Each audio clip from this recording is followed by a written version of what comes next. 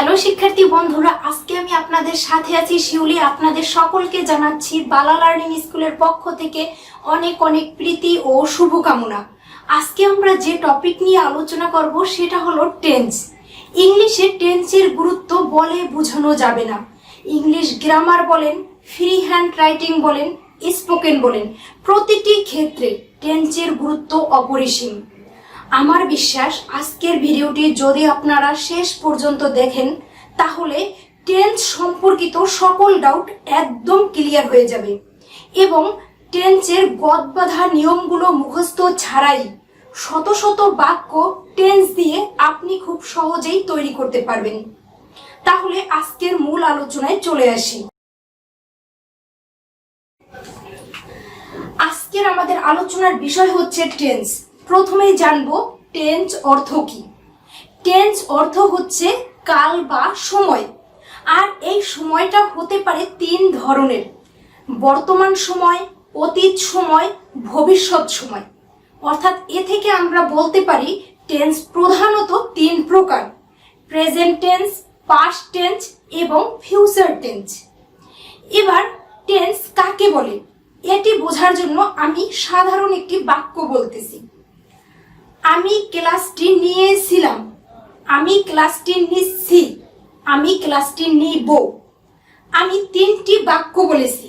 যখন আমি বললাম আমি ক্লাসটি নিয়েছিলাম, আপনি কিন্তু খুব সহজেই বুঝে গেছেন ক্লাসটি আগে হয়েছিল, অর্থাৎ কাজটি আগে সম্পূর্ণ হয়েছে। যখন বললাম আমি ক্লাসটি নিচ্ছি, অর্থাৎ এই কাজটি কিন্তু বর্তমানে হচ্ছে। যখন বললাম ক্লাসটি নিব, অর্থাৎ কাজটি ভবিষ্যতে হবে। অর্থাৎ আপনি একটু লক্ষ্য করুন, এখানে পরিবর্তন কার হয়েছে? পরিবর্তন হয়েছে কিন্তু সমাপিকা ক্রিয়ার, অর্থাৎ নেয়া ভার্বটির বা ক্রিয়াটির। একবার বললাম নিয়েছিলাম, নিচ্ছি, নিব, অর্থাৎ তিন ধরনের কাজ হয়েছে। অর্থাৎ এখান থেকে আমরা বলতে পারি সমাপিকা ক্রিয়া সংঘটিত হওয়ার সময়কে টেন্স বা কাল বলে। আর এই টেন্স প্রধানত তিন প্রকার: প্রেজেন্ট টেন্স, পাস্ট টেন্স এবং ফিউচার টেন্স। এই প্রত্যেকটি টেন্সকে আবার চারটি ভাগে ভাগ করা হয়েছে: indefinite tense, continuous tense, perfect tense এবং পারফেক্ট কন্টিনিউয়াস টেন্স। তাহলে প্রত্যেকটি টেন্সকে যদি চার ভাগে ভাগ করা হয় তাহলে মোট টেন্স দাঁড়ায় 12 প্রকার। তাহলে যদি প্রশ্ন আসে টেন্স প্রধানত কত প্রকার, উত্তর হবে 3 প্রকার। যদি প্রশ্ন আসে টেন্স মোট কত প্রকার, উত্তর হবে 12 প্রকার। এবার আপনি একটু লক্ষ্য করুন, আমি বোর্ডে একটি বাংলা বাক্য লিখেছি, আমি ইংরেজিতে কথা বলি।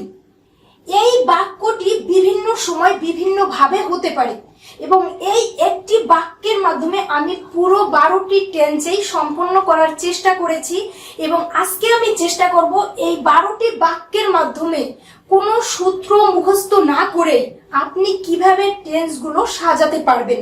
এবং শুধু এই একটি বাক্য না, এই বাক্যটি যদি আপনি খুব ভালোভাবে বুঝতে পারেন তাহলে আমার ধারণা টেন্স সম্পর্কিত আপনি শত শত সেন্টেন্স নিজেই তৈরি করতে পারবেন। আর সবার আগে যেটা হলো, আমরা বাঙালি এবং আমাদের মাতৃভাষা হচ্ছে বাংলা, তাই আমার ধারণা এই বাংলা বাক্যগুলোই যদি আমরা ভালোভাবে বুঝতে পারি তাহলে এই বাক্যগুলো আমরা খুব সহজে ইংলিশে ট্রান্সলেট করতে পারবো। আপনি আজকের ক্লাসটি করলে সেটা একদম বুঝে যাবেন। প্রথমেই আমরা দেখব ইনডেফিনিট টেন্স। এই ইনডেফিনিট টেন্স হতে পারে প্রেজেন্ট ইনডেফিনিট, পাস্ট ইনডেফিনিট এবং ফিউচার ইনডেফিনিট। আপনি লক্ষ্য করুন, এখানে আমি একটি বাক্য লিখেছি, আমি ইংরেজিতে কথা বলি। একদম সিম্পল। এই বাক্যটি যখন আপনি পাস্টে বলবেন, অর্থাৎ অতীতে বলবেন, তখন কি বলবেন? আমি ইংরেজিতে কথা বললাম। এই বাক্যটি যদি ভবিষ্যতে বলতে চান তাহলে কি বলবেন? আমি ইংরেজিতে কথা বলবো। লক্ষ্য করুন এখানে কার পরিবর্তন হয়েছে? কথা বলা ইংরেজি হচ্ছে স্পিক, আর এখানে পরিবর্তন হয়েছে দেখেন, প্রেজেন্টে আছে বলি, পাস্টে আছে বললাম, আর ফিউচারে আছে বলবো। এই একটি বাক্যের দেখেন শুধুমাত্র বলি, বললাম, বলবো এতটুকু বাদে বাকি ওয়ার্ডগুলো কিন্তু প্রত্যেকটির ক্ষেত্রে সেম। অর্থাৎ এখান থেকে আমরা বুঝে গেছি শুধুমাত্র পরিবর্তনটা হয়েছে ক্রিয়ার মানে ভার্বের, আর এটি হচ্ছে সমাপিকা ক্রিয়া বা ফাইনিট ভার্ব। অর্থাৎ ইংলিশের ক্ষেত্রেও শুধুমাত্র এই ভার্বটিরই পরিবর্তন হবে। এবার লক্ষ্য করুন, প্রেজেন্ট ইনডেফিনিট টেন্সের ক্ষেত্রে এই বাক্যটি ইংলিশে ট্রান্সলেট করলে কি হবে। যে কোনো সেন্টেন্সের ক্ষেত্রে নর্মাল স্ট্রাকচার হচ্ছে সাবজেক্ট, ভার্ব, অবজেক্ট। ঠিক তেমনি ভাবে প্রথমে এখানে আসবে সাবজেক্ট আই, তারপর আসবে ভার্ব, কথা বলা ইংরেজি হচ্ছে স্পিক, সে কারণে হবে স্পিক, তারপরে ইংলিশ। তাহলে পুরো বাক্যটি হবে আই স্পিক ইংলিশ। এখানে আপনি যে বিষয়টি মনে রাখবেন এবং সেটি শুধুমাত্র প্রেজেন্ট ইনডেফিনিট টেন্সের ক্ষেত্রে, এই সাবজেক্টটি যদি থার্ড পারসন সিঙ্গুলার নাম্বার হয়, আবারও বলছি সাবজেক্টটি যদি থার্ড পারসন সিঙ্গুলার নাম্বার হয়, তাহলে এখানে যে ভার্বটি হবে সেই ভার্বটির সাথে এস বা ইয়ে যুক্ত হবে। এই বাক্যটি আপনাকে অবশ্যই মনে রাখতে হবে। আবারও বলছি, প্রেজেন্ট ইনডেফিনিট টেন্সের ক্ষেত্রে সাবজেক্ট যদি থার্ড পারসন সিঙ্গুলার নাম্বার হয়, তাহলে ভার্বের সাথে এস বা ইয়ে যুক্ত হবে। দেখেন, এই বাক্যটি এসে আমি ইংরেজিতে কথা বলি, এখানে যদি হতো সে ইংরেজিতে কথা বলে, তাহলে কি বলতেন? He speaks English. আমার বাবা ইংরেজিতে কথা বলে, মাই ফাদার স্পিক্স ইংলিশ। এবার আসি পাস্টের ক্ষেত্রে। পাস্টে আছে আমি ইংরেজিতে কথা বললাম, যেহেতু এখানে শুধুমাত্র ভার্বটার চেঞ্জ হয়েছে, তার মানে ইংলিশের ক্ষেত্রেও কিন্তু শুধুমাত্র ওই ভার্বেরই চেঞ্জ হবে। তাহলে এখানে হয়েছে আই স্পোক ইংলিশ। এখানে স্পোক হচ্ছে ভার্বের পাস্ট ফর্ম।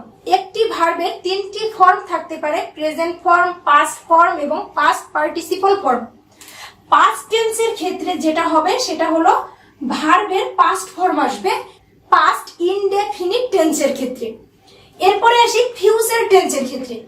দেখেন, ফিউচার টেন্সের যে কোনো কাজ ভবিষ্যতে হবে এমনই বোঝায়, আর এই ভবিষ্যতের কাজগুলো বোঝানোর জন্য একটি অক্সিলারি ভার্ব হিসেবে মডাল ভার্ব আসে, আর সেটি হলো শ্যাল অথবা উইল। ভবিষ্যতের যে কোনো কাজ বোঝানোর জন্য এই শ্যাল উইল অবশ্যই আসবে। তবে মডার্ন ইংলিশে উইলের ব্যবহারটাই বেশি হচ্ছে, এ কারণে আমরা প্রত্যেকটি সেন্টেন্স উইল দিয়ে বোঝার চেষ্টা করব। তাহলে এখানে সেন্টেন্সটি কি হবে? আমি ইংরেজিতে কথা বলবো, আই উইল স্পিক ইংলিশ। এখানে এই যে সাবজেক্টের পরে একটা উইল এসেছে। এখানে যে বিষয়টি আপনি মনে রাখবেন, এই মডাল ভার্বগুলোর পরে, আর মডাল ভার্ব যেমন শ্যাল উইল, এরকম মডাল ভার্ব আছে মোট 9টি। এই 9টি মডাল ভার্বকে বলা হয় পিওর মডাল ভার্ব। এই পিওর মডাল ভার্বগুলোর পরে ভার্বের সাথে কখনোই এস অথবা ইএস, আইএনজি অথবা ভার্বের সাথে টু, এগুলো কখনোই যুক্ত হবে না। মোট কথা, মডাল ভার্বের পরে সবসময় ভার্বের বেস ফর্ম হবে। এটি আপনাকে অবশ্যই মনে রাখতে হবে এবং চিরন্তন একটি সত্য কথা যে মডাল ভার্বগুলোর পরে, মানে পিওর মডালগুলোর পরে সবসময় ভার্বের বেস ফর্ম হবে। এই পিওর মডাল ভার্বগুলো হচ্ছে can, could, shall, should, will, would, may, might, must. এই 9টি হচ্ছে আপনার পিওর মডাল। এদের পরে সবসময় ভার্বের বেস ফর্ম হবে। তাহলে এখানে হয়েছে আই উইল স্পিক ইংলিশ। এবার আসি কন্টিনিউয়াসের ক্ষেত্রে। প্রথমেই বোঝার চেষ্টা করব কন্টিনিউয়াস শব্দটি এসেছে কোথা থেকে। কন্টিনিউ মানে হচ্ছে চলমান, আর এই কন্টিনিউ থেকে এসেছে কন্টিনিউয়াস।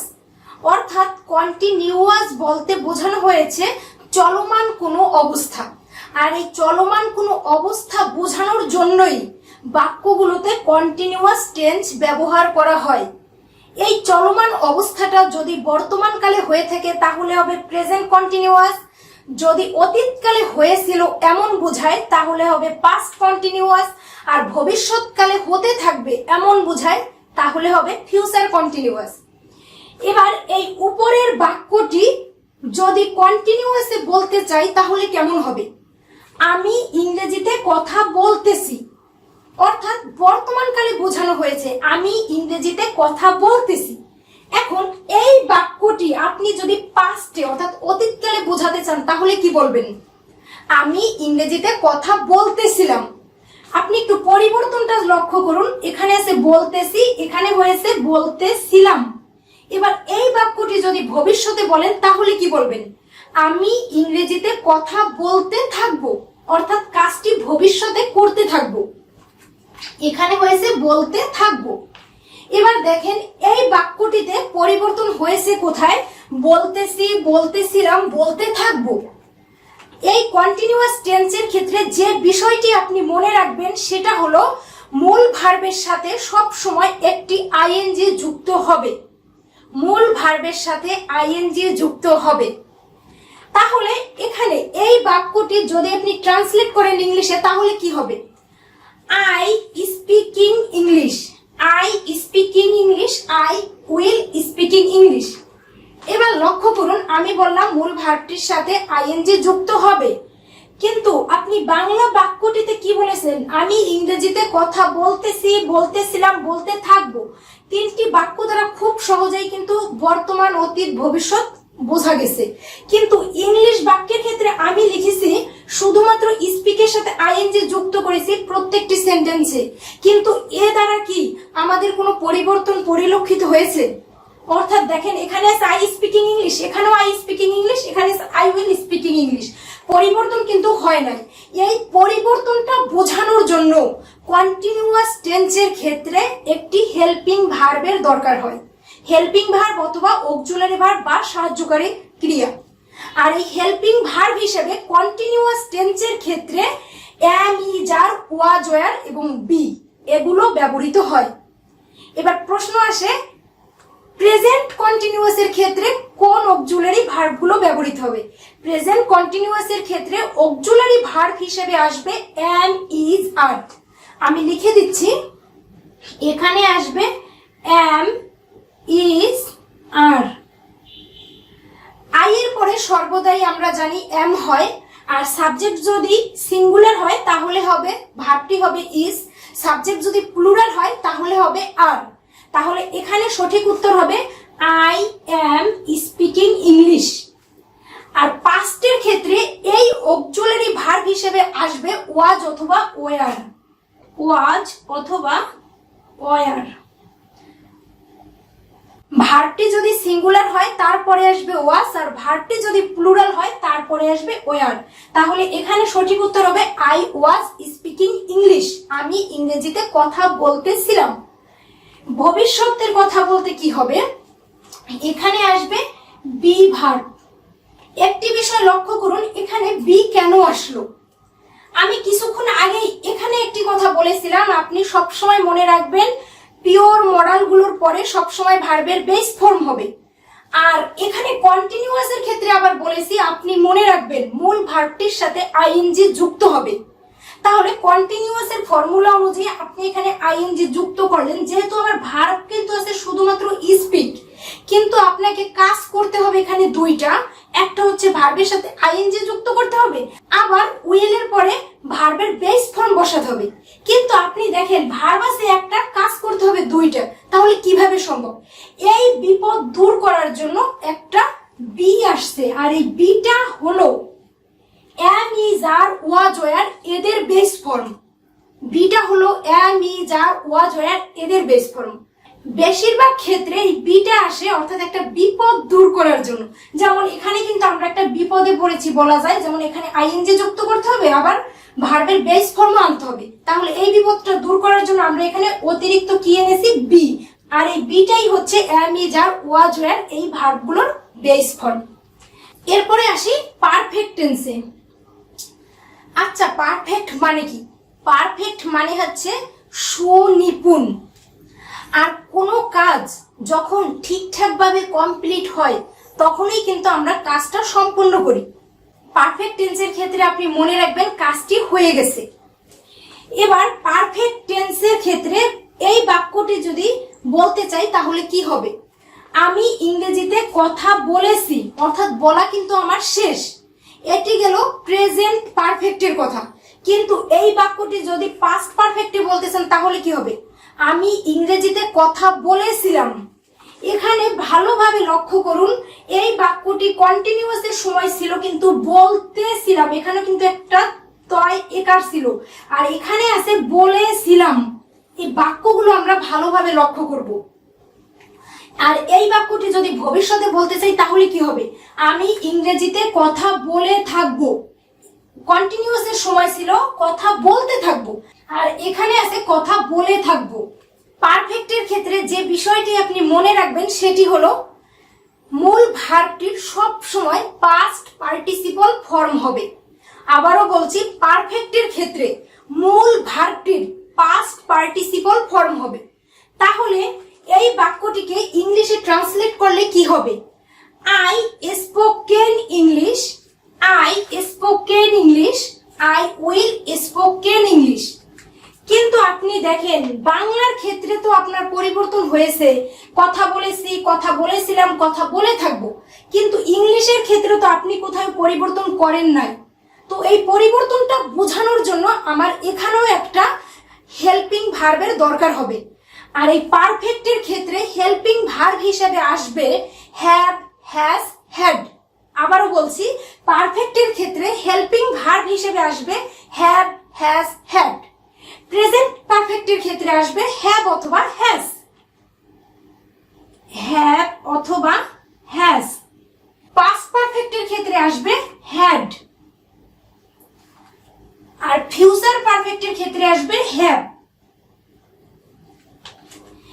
এবার আপনি এখানে লক্ষ্য করুন, আই এর পরে সবসময় হ্যাভ হয়, এ কারণে হয়েছে আই হ্যাভ স্পোকেন ইংলিশ। এখানে আপনি মনে রাখবেন, সাবজেক্ট যদি আই হয় অথবা যদি প্লুরাল হয় তাহলে সেই ক্ষেত্রে সাবজেক্টের পরে হ্যাভ হবে, আর সাবজেক্ট যদি সিঙ্গুলার হয় তাহলে তারপরে হবে হ্যাজ। যেমন এখানে আছে আমি ইংরেজিতে কথা বলেছি, যদি হতো সে ইংরেজিতে কথা বলেছে তাহলে কি হতো, হি হ্যাজ স্পোকেন ইংলিশ। এরপরে আসি পাস্ট পারফেক্ট টেন্সে, এখানে হেল্পিং ভার্ব হিসেবে আসবে হ্যাড, তাহলে হবে আই হ্যাড স্পোকেন ইংলিশ, আমি ইংরেজিতে কথা বলেছিলাম।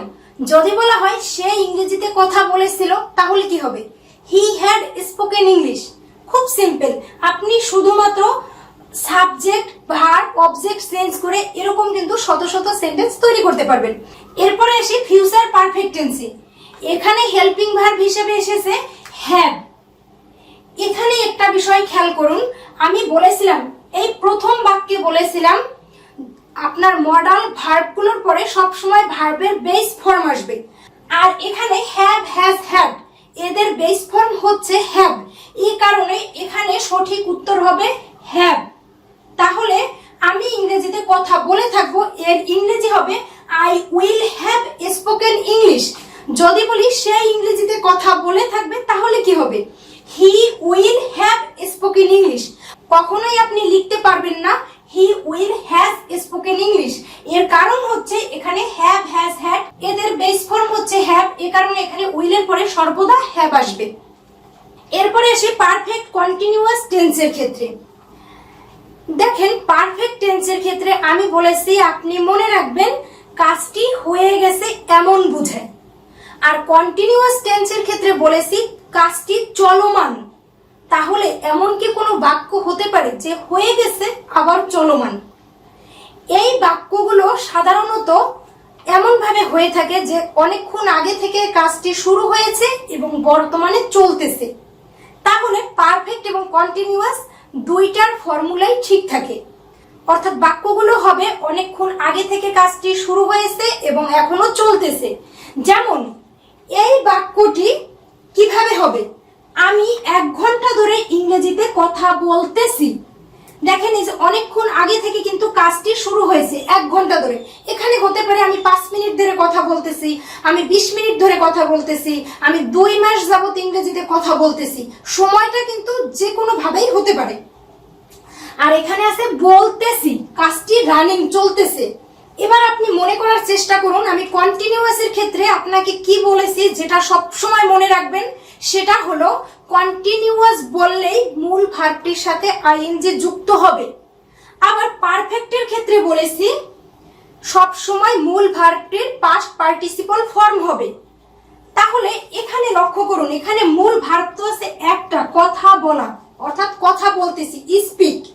তাহলে এখানে কি হবে, স্পিকিং হবে নাকি স্পোকেন হবে? অর্থাৎ এখানেও কিন্তু আমরা একটা বিপদে পড়েছি। তাহলে প্রথমে কি আসবে, এই টেন্সটির প্রথমে আসবে সাবজেক্ট আই। এরপরে যেহেতু প্রথমে আছে পারফেক্ট, অর্থাৎ পারফেক্টের ফর্মুলা আসবে। আর পারফেক্ট মানেই হচ্ছে কি হ্যাভ, হ্যাজ, হ্যাড আসবে। প্রেজেন্টের ক্ষেত্রে আসবে হ্যাভ অথবা হ্যাজ, পাস্টের ক্ষেত্রে আসবে হ্যাড, আর ফিউচারের ক্ষেত্রে আসবে হ্যাভ। তাহলে এখানে আসবে পারফেক্টের জন্য আসবে হ্যাভ অথবা হ্যাজ। এবার এই হ্যাভ অথবা হ্যাজের পরে তো মূল ভার্বটির পাস্ট পার্টিসিপল ফর্ম হবে। এখানে আবার বলেছি আইএনজি যুক্ত হবে। এখন এই বিপদটা দূর করার জন্য আমাদের বিপদের বন্ধু হলো বি ভার্ব, বিই। এই বি হচ্ছে আমাদের বিপদের বন্ধু। এই বি এর পাস্ট পার্টিসিপল ফর্ম হচ্ছে been, B double E N. এ কারণে এখানে হ্যাভের পরে আসবে been, B double E N, have been. তাহলে সেন্টেন্সটি হবে I have been speaking English for an hour. আমি 1 ঘন্টা ধরে ইংরেজিতে কথা বলতেছি। যদি বলা হয় সে 1 ঘন্টা ধরে ইংরেজিতে কথা বলতেছে, তাহলে কি হবে? He has been speaking English for an hour. আমার বাবা 1 ঘন্টা ধরে ইংরেজিতে কথা বলতেছে। My father has been speaking English for an hour. এরপরে আসি পাস্ট পারফেক্ট কন্টিনিউয়াস টেন্সের ক্ষেত্রে। এখানে দেখেন ফর্মুলাটা কিন্তু সম্পূর্ণ সেম থাকবে, শুধুমাত্র আপনার পরিবর্তনটা কোথায় হবে? পরিবর্তনটা এখানে হয়েছে হ্যাভ অথবা হ্যাজ, আর এখানে হবে হ্যাড, এবং তারপরে একটা বিন আসবে। কারণ এই হ্যাভ, হ্যাজ, হ্যাড এদের পরে সবসময় ভার্বের পাস্ট পার্টিসিপল ফর্ম হয়, আর এখানে পাস্ট পার্টিসিপল ফর্ম হয়েছে বিন। কারণ বি হচ্ছে am, is, are, was, were এদের বেস ফর্ম, আর এই বি এর পাস্ট পার্টিসিপল ফর্ম হচ্ছে বিন। এ কারণে এখানে সঠিক উত্তর হবে I have been speaking English for an hour. এরপরে আসি ফিউচার পারফেক্ট কন্টিনিউয়াস এর ক্ষেত্রে। ফিউচার পারফেক্ট কন্টিনিউয়াস টেন্সের ক্ষেত্রে সম্পূর্ণ ফর্মুলাটা কিন্তু সেম থাকবে, শুধু পরিবর্তন হয়েছে উইল হ্যাভ। কারণ ভবিষ্যতের কোনো কথা বোঝাতেই কিন্তু আমাদের উইল হবে, আর উইলের পরে সবসময় হ্যাভ হবে, আর এরপরে একটা বিন আসবে। তাহলে এখানে সঠিক আনসার হচ্ছে I will have been speaking English for an hour. আমি 1 ঘন্টা ধরে ইংরেজিতে কথা বলতে থাকবো। এবার এই বাক্যটি কিন্তু এভাবে না থেকে হতে পারতো সে 1 ঘন্টা ধরে ইংরেজিতে কথা বলতে থাকবে। তাহলে কি হবে? He will have been speaking English for an hour. অথবা 5 মিনিট ধরে কথা বলতে থাকবে, he will have been speaking English for 5 minutes. যে কোনো কিছুই কিন্তু থাকতে পারে। এবার এই 12টি টেন্সের ক্ষেত্রে আমি মূল যে পয়েন্টগুলো আপনাকে বলেছি মনে রাখার জন্য, সেই পয়েন্টগুলো আবার একবার বলতেছি। প্রেজেন্ট ইনডেফিনিট টেন্সের ক্ষেত্রে আপনি মনে রাখবেন, এখানে সাবজেক্ট যদি থার্ড পারসন সিঙ্গুলার নাম্বার হয় তাহলে ভার্বের সাথে এস বা ইয়ে যুক্ত হবে। পাস্ট ইনডেফিনিটের ক্ষেত্রে সবসময় মূল ভার্বটির পাস্ট ফর্ম হবে, আর ফিউচারের ক্ষেত্রে সবসময় শ্যাল অথবা উইল হবে, আর শ্যাল অথবা উইলের পরে সবসময় মূল ভার্বটির বেস ফর্ম হবে। কন্টিনিউয়াসের ক্ষেত্রে আপনি মনে রাখবেন মূল ভার্বের সাথে আইএনজি যুক্ত হবে, আর এই সময়গুলোকে বোঝানোর জন্য আমার হেল্পিং ভার্বের দরকার হবে। হেল্পিং ভার্ব হিসেবে প্রেজেন্ট কন্টিনিউয়াসের ক্ষেত্রে আসবে এম, ইজ, আর, পাস্ট কন্টিনিউয়াসের ক্ষেত্রে আসবে ওয়াজ, ওয়্যার, এবং ফিউচার কন্টিনিউয়াসের ক্ষেত্রে আসবে শ্যাল বি অথবা উইল বি। এরপরে আসেন পারফেক্টে। পারফেক্টের ক্ষেত্রে আপনার সব সময় মূল ভার্বটির পাস্ট পার্টিসিপল ফর্ম হবে, এবং এই সময়গুলোকে ডিফারেন্সিয়েট করার জন্য হেল্পিং ভার্বের দরকার হবে, আর এই হেল্পিং ভার্ব হিসেবে আসবে হ্যাভ ভার্ব। আর হ্যাভ ভার্ব আছে 3টি। প্রেজেন্টে আসবে হ্যাভ অথবা হ্যাজ, পাস্টে আসবে হ্যাড, এবং ফিউচারে আসবে হ্যাভ। এরপরে আসবো পারফেক্ট কন্টিনিউয়াস। এখানে আমরা মনে রাখবো সবসময় প্রেজেন্টের ক্ষেত্রে আসবে হ্যাভ বিন অথবা হ্যাজ বিন, পাস্টের ক্ষেত্রে আসবে হ্যাড বিন, ফিউচারের ক্ষেত্রে আসবে উইল হ্যাভ বিন। এবার আপনি দেখেন এখানে আমি তো একটি বাক্য লিখে আপনাকে পুরো টেন্সটা বোঝানোর চেষ্টা করেছি। আপনি শুধু এই বাক্য না, এমন আপনি শত শত বাক্য তৈরি করতে পারবেন। যেমন যদি বলি দুর্নীতি আমাদের দেশকে ধ্বংস করে, তাহলে কি হবে? দুর্নীতি ইংলিশ হচ্ছে করাপশন, তাহলে করাপশন ডেস্ট্রয়েস আওয়ার কান্ট্রি। দুর্নীতি আমাদের দেশকে ধ্বংস করলো, করাপশন ডেস্ট্রয়েড আওয়ার কান্ট্রি। দুর্নীতি আমাদের দেশকে ধ্বংস করবে, corruption will destroy our country. এভাবে কিন্তু আপনি শত শত সেন্টেন্স নিজেই তৈরি করতে পারবেন। শুধুমাত্র আগে বাংলাটা বলার চেষ্টা করবেন এবং বোঝার চেষ্টা করবেন কেন হলো, কিভাবে হলো। তাহলে বন্ধুরা আজ এ পর্যন্তই। আজকের লেকচারটি আপনাদের কেমন লাগলো অবশ্যই কমেন্ট করে জানাবেন। আর যদি ভালো লাগে তাহলে প্লিজ বন্ধুদের সাথে শেয়ার করবেন। আগামী পর্বে আমরা নতুন কোনো টিউটোরিয়াল নিয়ে হাজির হব। দেখা হবে আগামী পর্বে। এ পর্যন্ত সবাই ভালো থাকবেন, সুস্থ থাকবেন এবং নিরাপদে থাকবেন।